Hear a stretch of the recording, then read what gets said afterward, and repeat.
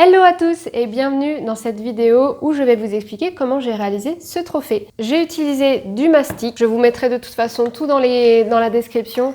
Il n'y a pas forcément de lien pour acheter en ligne étant donné que les peintures, je les ai achetées directement dans le magasin. Je me suis rendue dans un magasin automobile pour la peinture ici, pour le mastic et puis la peinture brillante. Et je suis allée à Leroy Merlin pour la peinture en cuivre brillant. De toute façon, je vous mettrai le détail dans la description des marques si vous voulez vous les procurer. Et ça, par contre, je l'ai acheté sur Amazon. Ça, je vous mettrai le lien dans la description si ça vous intéresse. Pour arriver à ce résultat, il m'a fallu pas mal d'essais, d'expériences. Vous voyez que je ne suis pas arrivée à un résultat satisfaisant tout de suite. J'ai fait pas mal de tests, ça m'a pris pas mal de temps. Donc, j'espère que cette petite expérience vous sera utile à vous. Voilà, je vous laisse avec les étapes de création. Pour la fabrication du trophée, je suis simplement allée chez Ikea pour acheter un cadre qui m'a coûté moins de 4 €. Avant de commencer quoi que ce soit, il est super important évidemment de prendre la mesure intérieure du cadre. Je vais commencer à modéliser le logo de YouTube et pour prendre les bonnes proportions, j'ai récupéré le logo que je vais mettre en arrière-plan de ma modélisation.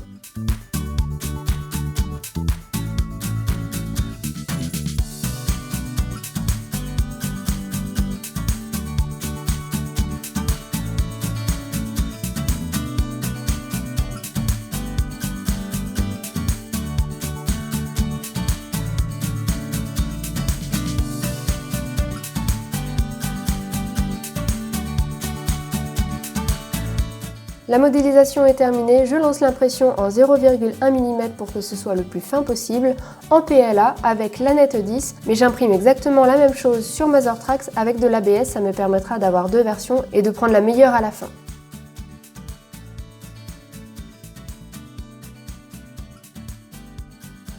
Voici le résultat, je trouve que les deux ont une qualité assez similaire. Par contre, le modèle qui est créé avec Lasertrax a comme une petite couture qui traverse le bas du logo. Pour le mastic, j'utilise celui-ci de Bricofan, j'en prélève un tout petit peu et je vais commencer à l'étaler. Par rapport à mes petites expériences précédentes, je sais qu'il ne faut pas en mettre trop, juste ce qu'il faut pour combler les trous de dégradé d'épaisseur et surtout il faut aller assez vite, le mastic sèche très rapidement. J'évite d'en mettre sur les bords puisque l'impression est assez jolie, je pense qu'il n'y aura pas besoin de rattraper ce côté-là. Voilà, le premier est terminé, je fais l'autre de la même manière. J'ai attendu environ une demi-heure pour que ça sèche complètement et maintenant je peux m'attaquer à la partie ponçage avec différents grains de papier de verre. Le plus fin que j'ai utilisé est de 1500. Cette partie-là est en fait la partie la plus difficile puisque visuellement et au toucher on pense que c'est parfait et on se rend compte que c'est pas vraiment le cas lorsqu'on attaque la peinture par-dessus. Voilà, celui-ci est terminé, je fais évidemment la même chose sur le second. Je vais d'ailleurs vous montrer qu'un extrait puisque vous avez déjà vu comment ça se passait. Voici le résultat que j'ai obtenu, alors en caméra ça n'a pas l'air mais c'est très lisse au toucher. Pour la peinture, j'ai décidé de les scotcher sur des morceaux de carton pour que ce soit beaucoup plus facile à peindre. La première couche que je vais appliquer sera un après pour carrosserie qui pourra être poncé par la suite.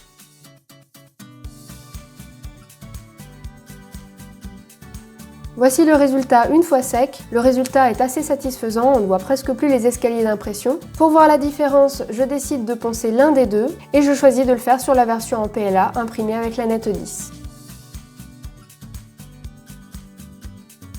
Voici ce que ça donne, alors je suis pas vraiment convaincue mais on verra bien après une couche de peinture ce que ça donne. J'utilise cette peinture cuivrée métallisée, je trouve d'ailleurs que l'effet brillant est très réussi avec cette marque. La peinture est sèche, voici le résultat avec une seule couche.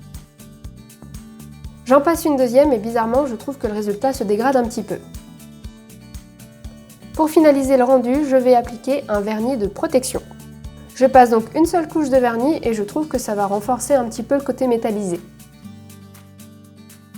Voilà, les logos sont terminés, je me lance dans la modélisation du fond du cadre ainsi que la plaquette qui va avec.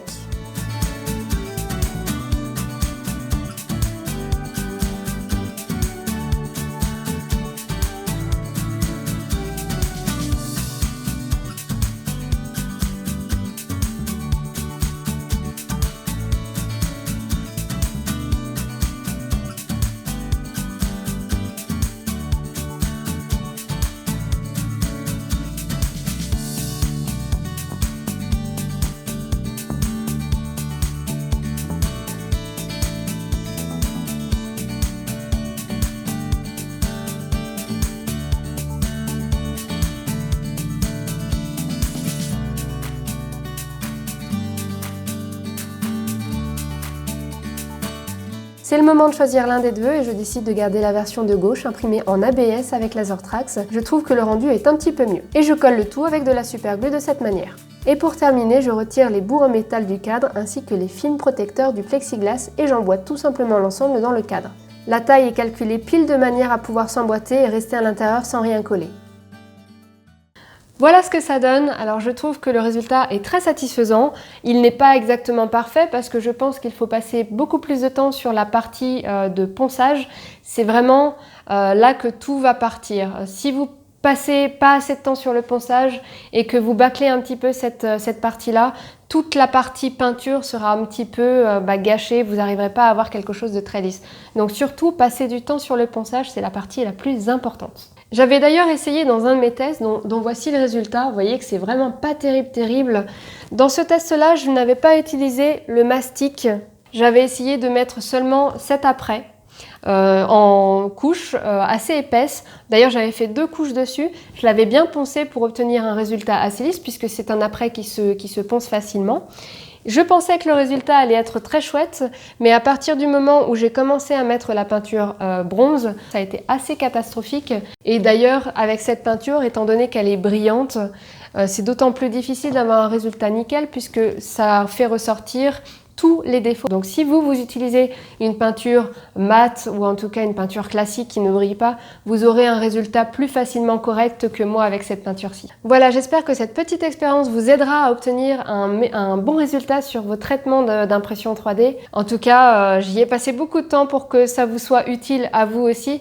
Donc voilà, n'hésitez pas à me dire si vous avez des questions ou votre propre expérience peut être utile à tous. Donc n'hésitez pas à contribuer un petit peu, à nous donner des petites astuces. Ça peut vraiment être intéressant pour tout le monde. N'hésitez pas à me faire savoir si cette vidéo vous a plu en me laissant un petit pouce bleu sous cette vidéo et pourquoi pas à la partager également. Et moi, je vous dis à très bientôt dans une prochaine vidéo. Bye!